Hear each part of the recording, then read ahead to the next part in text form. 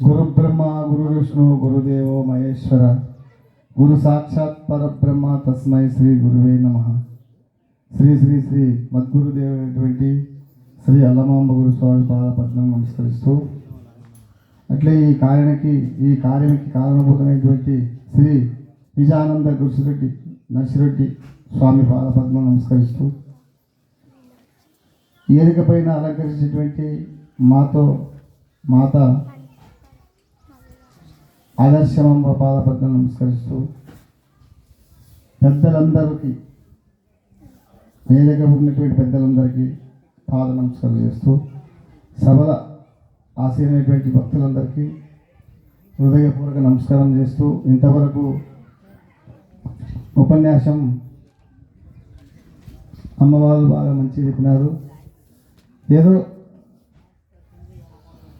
గురుపాదం పట్టినందుకు, గురుపదేశం తెలిసినందుకు, ఎందుకంటే స్త్రీలకి చాలా మనం శాస్త్ర ప్రకారం ఉంటే స్త్రీలకి ఈ యొక్క జ్ఞాన ఉపదేశం ముందు ప్రవేశించాలంటే చాలా గొప్పది. ఎందుకంటే ఈ మన భారతదేశం ముందు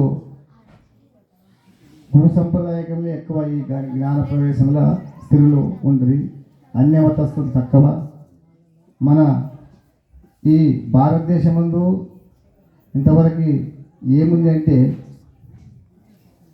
మన సంప్రదాయ ప్రకారము మాతృ దేవోభవ, పితృ దేవోభవ, ఆచార్య దేవోభవ, అతీత దేవోభవ ఇటువంటి సంప్రదాయం ఇది. ఎందుకనకే మనమందరం మీ గురువులకి ఎంత సేవన చేసుకో, ఎంత బోధన తెలుసుకో, ఎంత వేదాంతమన చేసుకో, కానీ మన ఆచార ప్రకారం ఏముందంటే మొట్టమొదట మన ధర్మం ప్రకారము మనము గురువులైన శిశువులైన మన తల్లిదండ్రుల సేవ మరకుండగా చేసినప్పుడే మన ధర్మం కానీ మనం మంచి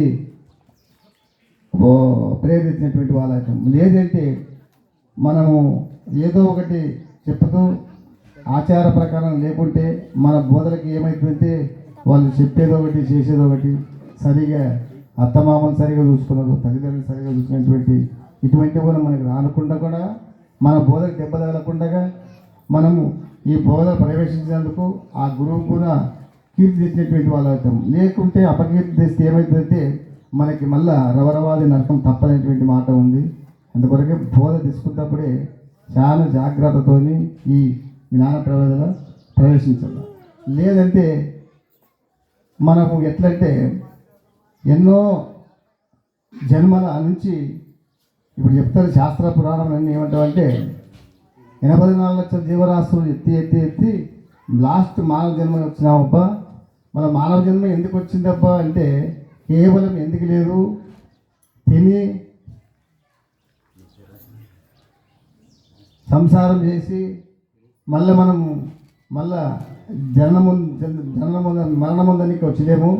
కేవలం ఒక కారణం ఉంది. ఈ జన్మ కారణ జన్మ అంటారు దీన్ని. మానవ జన్మమే కారణ జన్మం. ఏ కారణం అబ్బంటే నీవు ఎందుకు వచ్చినావు, నువ్వు ఎందుకు పుట్టినావు, ఏమిటిది? 84 లక్షల జీవరాశులలో శ్రేష్టమని అనిపించుకుంటూ అది జన్మ. మరి శ్రేష్టం అంటే ఎట్లయితుంది, ఎప్పుడు శ్రేష్టమవుతుంది, ఎట్లా ఉంటే శ్రేష్టమవుతుంది? మరి ఇంత శ్రేష్టమైనటువంటి మానవ జన్మ నుండి మనం ఎట్లా ఉండాలా, ఏ స్థితి ఉండాలా, ఎటువంటి జ్ఞానం ఉండాలి మనకి? ఎట్లా ఉంది మన జ్ఞానం అంటే ఇక మనకి అనేకమైనటువంటి జ్ఞానం ఉంది.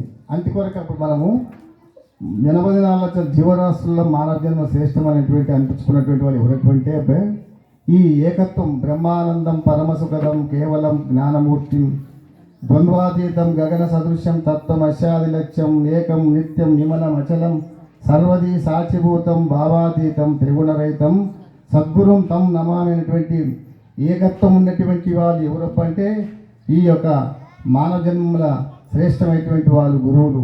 అటువంటి గురుతత్వమే ఏకత్వం. అటువంటి గురుతత్వం ఉన్నటువంటి వాళ్ళే మనము ఎట్లా ఉండాలా, మనము కూడా అనేక స్థితిని వదలాల, ఏకస్థితికి రావాల.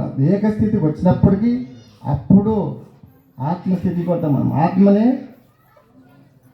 మమాత్మ సర్వభూతాత్మ అంటే నీ ఆత్మనే సర్వభూతంలో ఉంది. సర్వభూతం ఉన్నటువంటి ఆత్మని నా లోపల ఉన్నటువంటి ఎప్పుడు తెలిసిందో అప్పుడు మనకి ఎట్లుంటుంది, కులము, మతము, జాతి, ఈ యొక్క స్త్రీ పురుష భేదమైనటువంటి లేనప్పుడు ఉన్నప్పుడే అప్పుడు మనకి జ్ఞానం ఉత్పన్నమవుతుంది.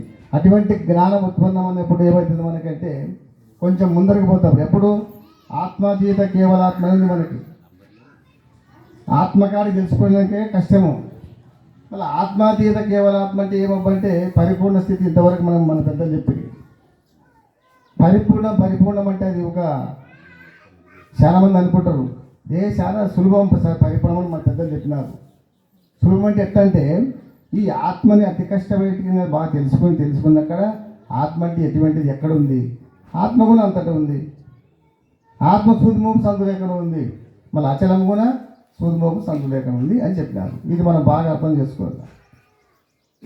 ఆత్మ అంతటి కలదని అందరూ వాదిస్తారు, కానీ పెద్దలు ఏమంటే ఆత్మ అంత లేదు కొంతనే ఉంది అనేటువంటి మాట ఉంది. మళ్ళీ అచలము అంతటా ఉంది. అప్పుడు కదా ఈ ఆత్మని మనము లేకుండా చేసుకునేటువంటి స్థితి.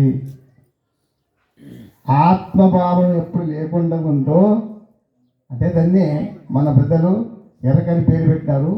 ఎరకంటే ఎట్లా ఉంది ఎరకం? శుద్ధ ఎరక, మిశ్రమ ఎరక, కేవల ఎరక, మలినం ఎరక అని ఉంది. మరి ఇప్పుడు మనం ఎట్లా ఉండవు అంటే శుద్ధ ఎరక పోయినప్పుడే మనకి మనం ఎవరు అనేది తెలుస్తుంది. మానవుడు అంటేమి, అటువంటి శుద్ధ ఎరక ఉన్నప్పుడే మనకి నా తల్లి అంటేమి, నా తండ్రి అంటేమి, మన సర్వ మానవులు అంటే ఏమిటి అప్పుడు తెలుస్తుంది మనకి. అంతవరకు తెలియదు. అంతవరకు పోయినప్పుడు మనకి అంతా అదే ఉంటుంది. ఏకత్వం అయినక్కడ ఏకం అనేకం భవతి అనేటువంటి మాట మనకు ఉంది కదా. ఆ ఏకం అనేకము మళ్ళీ అనేకం ఏకమైనటువంటి స్ఫూర్తి ప్రమాణం ఉన్నప్పుడు ఏమవుతుందంటే ఈ రెండు లేనప్పుడే మనకి అచల పరిపూర్ణ భావము మనకి అర్థమవుతుంది. అచల పరిపూర్ణం అంటే ఏమబ్బా అంటే ఇప్పుడు ఇది ఆత్మ ఉందా లేదనేటువంటి విచారం చేస్తే విచారించగా ఆత్మ అనేటువంటిది కేవలము ఒక ఏం చెప్పింది, మాయ అని చెప్పింది. మాయ అంటే ఎటువంటిదంటే కనొచ్చి కనరాకపోయిందని మాయనల్లా. మనమందరం ఇప్పుడు ఎవరు కనొస్తాము, కనరాకపోతాము. దీన్ని మాయంది. స్పష్టమైనటువంటి మాయ అంటే ఏమంటే కొంతప్పుడు కనొస్తుంది, కొంతప్పుడు లేకుండా ఉంటుంది. దీన్ని స్పష్టంగా మాయంది. మళ్ళీ అచలం ఎప్పుడంటే మాయకు అతీతం. అచలం ఎప్పుడు అది ఎప్పుడు కనొచ్చి ఎప్పటికి వస్తుంది. ఎట్లా అంటాడంటే కందార్థంలో కను మూసిన, కను తెరిసిన, కను మొరగంత లేక కనపడుతుంటుంది. ఇది మనకి ఇది ఎప్పుడు మనకు అర్థమవుతుంది? శివరామ దీక్షితులు ఏం చెప్తారంటే అందరికీ అచలము అందరూ అనుకుంటారు. చాలామంది అందరూ ఒక స్త్రీ, ఒక అమ్మ ఒక చెమ్ముని తాకాలంటే మొట్టమొదట అచలం తాకినాకనే చెమ్ముని తాకుతుందని మనకి సూచన ఇస్తున్నాడు. ఆ సూచన మనం బాగా తెలుసుకున్నాలి. అటువంటి సూచనలు ఎప్పుడు వచ్చినామో అప్పుడు మనకి ఎరకనటువంటి భ్రాంతి తొలుగుతుందని మన పెద్దలు చెప్పినారు. ఎవరు దీక్షతీవులు చెప్పినాడు. దీక్షతీవులను చాలామంది పరిశోధన తక్కువ. దీక్షతీవం బాగా చదివితే మనకి పరిపూర్ణ బోధ ఎటువంటిది మనకు అర్థమవుతుంది పెద్దలు చెప్పినారు. ఆ దీక్షతీవం ఉన్నటువంటి భావమే మన కందార్థ భావన ఉన్నది.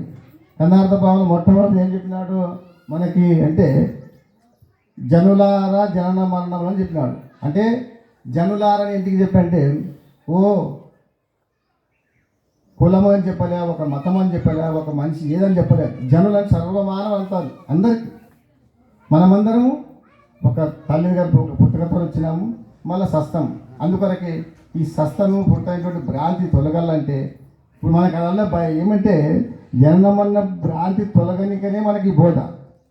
ఎన్ని చెప్పినా తొలగుతలేదు. హరిహర బ్రహ్మాదులకు ప్రాణభయం ఉన్నది శిలక అని చెప్పి బోధన. ఇక మన మనసులం కదా మనకు ఆ భయం మొదలంటే ఎట్లా అంటే చాలా గురువు యొక్క ధ్యానంలో యాది పరిపూర్ణ గురు ధ్యానం ఉన్నటువంటి వాళ్ళకే ఆ భ్రమ తొలుగుతుంది. లేకుంటే తొలగని సాధ్యము.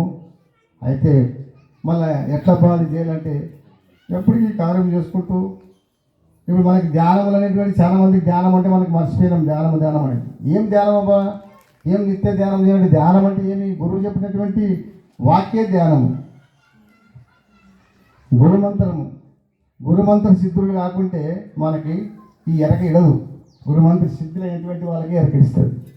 అందుకొరకే దయచేసి మనము పరిపూర్ణ బోధం అది పెద్దది, నాది నీది అది అనేటువంటి వల్ల మనం వల్ల అనుకునకుండగా మన పెద్దలు ఎట్లా నడుచుకోవాలంటే ఆకార రైతులై హామీ లేకుండగా అట్ట స్థితి ఉన్నప్పుడే మనం ఈ లోకముల ఈ ప్రపంచంలో కూడా మనం ఆ బోధకి మనం నడుచుకున్నప్పుడే ఆ సంప్రదాయం సరిపోతాం. సంప్రదాయం అంటే బాగా అర్థం చేసుకోవాలా. అటువంటి స్థితి ఉంటేనే సంప్రదాయం అంటారు. దాన్ని ఇచ్చి వేరే స్థితికి ఇప్పుడు చూడి ఎంతో మనం ఇంక అనుకునకూడదు. చెప్పనటువంటి స్థితిలో ఉన్న మన వద్ద నాది నీది అంటే అసలు మళ్ళా అచల బోధలే కదా, మనము అచల సిద్ధాంతలే కదా. మళ్ళీ నాది అనేటువంటిది ఎట్లా వచ్చినది, ఎట్లా వస్తుంది, రాకూడదు మన లోపల. నాది అనేటువంటి ఎప్పుడు వచ్చిందో మనం అచల బోధ సంబంధించినటువంటి వాళ్ళు కాదని మనం బాగా పరిశోధన చేసుకోవాలి. పెద్దలు వెంకన్నగౌడు గుడిసె నరసింహరెడ్డి వాళ్ళు ఎప్పుడైనా కూర్చుంటే అంటే నా వెంకన్నగౌడు అంటుండే అచలం అంటాం కానీ ఆమెను చూడాలంటే మనం ఎక్కడ చూడాలి మమ్మల్ని అంటున్నారు. ఎందుకంటే వాళ్ళు అట్లా పరిశోధన చేసింది. అందుకొరకే మనము ఎన్నైనా చెప్పొచ్చు. మనకి శాస్త్రం రాదు, పురాణం రాదు, ఏదో మన వల్ల ఏమో లేదు. మన గురుమూర్తి చెప్పినటువంటిది ఒక మంత్రమే శాస్త్రము, మనం గురుమూర్తి చెప్పినటువంటి మంత్రమే ఏదము, అదే మనకి పురాణం అని ఆ మంత్రదానం చేసుకుంటూ ఆ యొక్క మంత్రమే మనం నిమగ్నమై ఆ యొక్క సంప్రదాయ ప్రకారం నడుచుకున్నప్పుడే మనం పరిపూర్ణ బోధ సంప్రదాయం సరిపోతామని చెప్తూ, ఇంకా పెద్దలు ఇంకా చెప్తలు మంచి వక్తలు ఉండరు, మీరందరూ బాగా శ్రద్ధగా వినాలని చెప్తూ ఈ ఉపన్యాసం ఇంతతో విరమించుకుంటూ జై సద్గురు మహారాజుకు జై.